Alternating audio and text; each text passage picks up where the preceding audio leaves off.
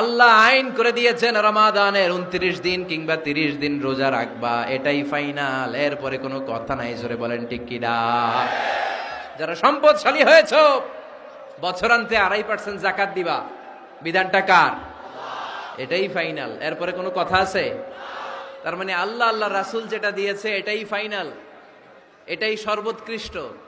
এর চেয়ে উৎকৃষ্ট আর ভালো হতে পারে না, এটাই শ্রেষ্ঠ। এক সাহাবী বলল, আসুম উদ্দাহার, আমি সারা বছর রোজা রাখবো, রোজা ভাঙবো না। আরেক সাহাবী বলল, আ'তাজিলুন নিসা, আমি আমার বউয়ের কাছে যাব না, আজীবন বৈরাগ্য জীবন যাপন করব। আরেক সাহাবী বলল, উসল্লি লাইলা কুল্লাহ, সারা রাত তাহাজ্জুদ পড়ব, ঘুমাবো না। এই কথা শুনে বিশ্বনবী রেগে গেলেন।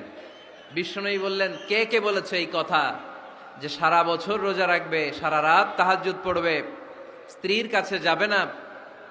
ইন্নী আখশাকুম লিল্লাহি ওয়া আতকাকুম লাহু, নিশ্চয় আমি তোমাদের চাইতে আল্লাহকে বেশি ভয় করি। আমি বিশ্বনবী সবচেয়ে বড় মুত্তাকি, আমি বিশ্বনবী সবচেয়ে বড় বুজুর্গ, আমি বিশ্বনবী সবচেয়ে বড় আল্লাহওয়ালা। তো আমি এত বড় আল্লাহওয়ালা হয়ে আমি 11 জন স্ত্রী রেখেছি, আমি এত বড় আল্লাহওয়ালা হয়ে রাতে তাহাজ্জুদও পড়ি, আবার কিছু অংশ ঘুমাই। আমি এত বড় আল্লাহওয়ালা হয়ে বছরে কিছু সময় রোজা রাখি, মাঝে মাঝে রাখি না। তা আমি ব্যালেন্স করে জীবন ধারণের পরে আমার আল্লাহওয়ালাগিরিতে কোনো সমস্যা হয় নাই, আমার নবী হতে সমস্যা হয় নাই। তোমাদের সমস্যা হলো কেন? তোমরা কোত্থেকে এটা শিখেছো? আমি বিশ্বনবী যেটা শিখিয়েছি এটাই ফাইনাল, এর চেয়ে শ্রেষ্ঠ কোনো কাজ আর হতে পারে না। চিল্লায় বলেন ঠিক কিনা?